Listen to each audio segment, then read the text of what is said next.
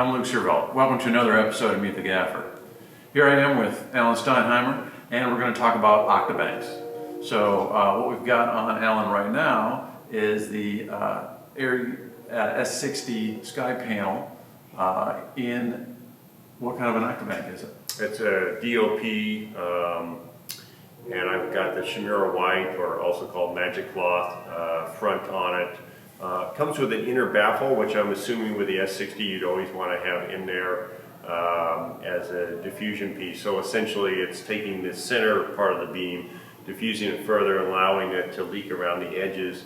If you look at it carefully, you can actually see the edges are just a tiny bit brighter than the actual center of the light.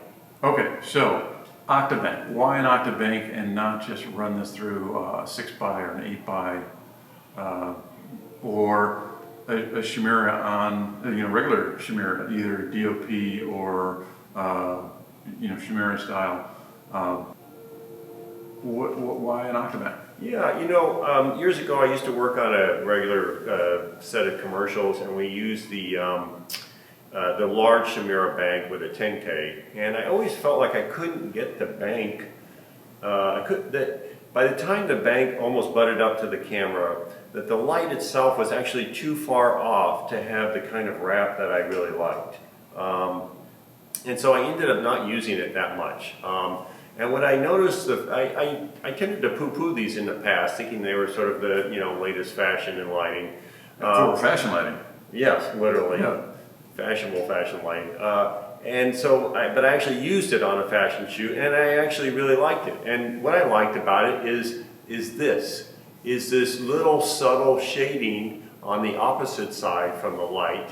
So you have this feeling of fashion where it's sort of high key, it's sort of bright, there's not a lot of contrast, and yet there's this little sliver of darkness here that sort of gives it a certain emphasis, and I think the fact that it's octa or round, that you actually can slide it close to camera and not have it particularly high and not have that problem of a large Chimera bank bumping into the camera lens, so that actually the octa shape itself actually helps you achieve that level of that little sliver of darkness opposite the key side. And of course the sort of rounder reflection in the eye.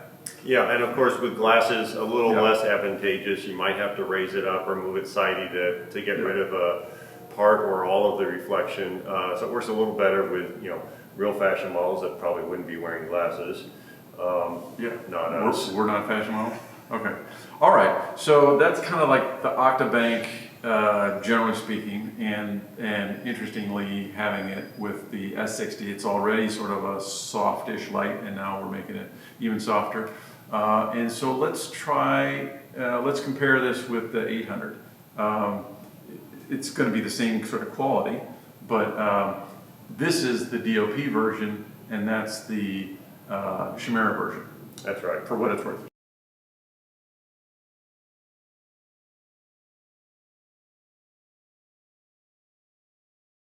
Right off the bat, obviously, it's a little brighter. Yeah. And when we metered it, it was actually twice as bright. Twice as bright. So the 800 Joker, twice as bright as the S60. Which kind of makes sense because you've got your bare bowl as opposed to sort of a translucent front. But that's significant. And of course, with the 800 Joker, you don't have, if you say, like when you said, so how do you dim it? Usually I put more fronts in it. And so I have, like a quarter grid, half grid, should have a full grid, but I don't. And then I have the two muzzes, unbleached and bleached. And then Chimera White is again, the Magic Cloth. And then also, we often use it with a snap grade. So I like to call it a soft crate, but anyway. And a lot of that hasn't, the nomenclature there hasn't settled in. Yeah. I was trying to convince Luke that LCD light control device, which is what they're calling the 6x and 8x and 12x fabric grids, that was the coming word for those, but maybe there's not widespread adoption yet. Well, that totally makes sense if we start using that as opposed to anything that says grid in it, because we're putting all these grid fronts why call That's right. a crate a grid? Anyway, so that's my pet peeve. And then, you know, if you want to change the color, then you've got to start putting gel inside the bank. I never actually bought the Shimura version for the 800s that I have. I used them a couple times, I rented them. It annoyed me that I couldn't easily control the dimming factor. I had actually brought along, I think, some 6K wire, and then I ended up doing a very kludge sort of baling wire holding the double inside the actual bank. So that held me back from buying it, why I ended up actually waiting until they had the DOP version for the S60, because obviously you have continual variability on the dimming and also control over the color. Right. But I will give this to the 800 Joker and the Octabank. It's a heck of a lot lighter, and so if you want to start winging it around the set, or you want to menace it over the camera or something like that, it's a little easier to do. When I used the DOP Octabank last, I did an offset off a junior stand, but you know, big pile of sandbags to make sure that thing didn't fall over. So you know, some advantages to each. So one of the problems I've noticed with these Octabanks is tilting. Like if you want to tilt it, and with the 800, sometimes you know you can put it on an offset, and because it's going to a baby pin, all that's a little more easy to manipulate. Tell us a little bit about the S60. Yeah, well, one thing I've noticed actually it started when I was using the Shimura banks for the S60s, and I realized that the rods, as you tilt down, get in the way of a very much further tilting, basically impossible. And so I looked around and because the S60 comes out in a junior pin, there's less options for rigging. I looked around and nobody made anything. I asked Modern to make it up in LA. They make this kind of thing. That puts the weight so farther out that then you really got to sandbag the stand. So I came up with version 1.0 of a tilt, so 45 degrees.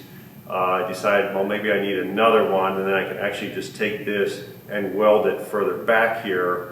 And then your center of gravity. And then the center of gravity is more towards the stand, so that you need less sandbags to keep things from tipping over. So yeah, so check this out. So version 1.0, and we're going to show you version 2.0 here in a second. Here we're at the back of the two lights, and you can see the immediate problem actually for both of the lights, which is the rods get in the way of the light wanting to tip down far enough for a typical portrait. So here's version 2.0 of how I had to make a homemade little junior adapter so the light could tip down some more. It's a little easier to deal with on the Joker because it's a baby pin. You can stick a gobo head and a pin in there and just angle it down more. Junior hardware is a little, you know, there's less of it around, and I couldn't find this particular item anywhere. So the other thing that we're not showing here is the Hudson Spider. That's sort of the latest LED Octabank, and I guess they line the inside using the Light Gear LED ribbon cards. You know, for me as a gaffer, if I say Octabank that goes on an S60, that has pretty immediate understanding, and if I say Hudson Spider, people are like, what? And so I'm sure the quality of the light may be just as good. It's just one of those things where it's easier for me to basically go with the sort of accessories to lights that people already know and that I own. So I didn't want to go into that specialty direction. However, I hear good things about the Hudson Spider, so and it's probably a heck of a lot lighter given that it's just LED cards that are on the inside of the bank. Interesting. So you don't have a unit, you just have it is a whole unit. Okay, I think that's a whole different episode. Yeah. Okay, so let's put it on a minute. So if we loosen this and you take that side, okay, and we go up, put that on, and then you got your tiltation there. That's nice. Yeah, and then with the bail, you can just dial it in. Cool. I do like these rabbit ears that DOP made. They're really beefy, a little beefier than the Shimura version that was made out of aluminum. I feel like they're not going to get trashed right away. Yeah. It's a little cumbersome to put on the first couple times. Right. You have to get 8 rods into this fairly tight configuration. So, Yeah.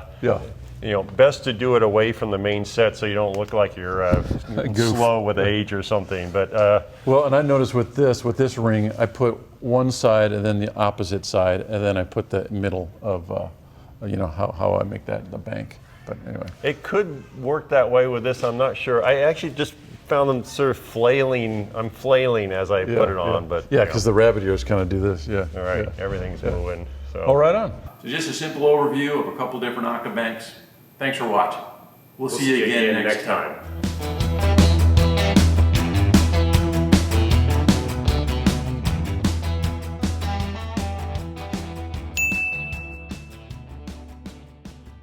We'll see you next time. Oops. Okay. We'll see you again next time.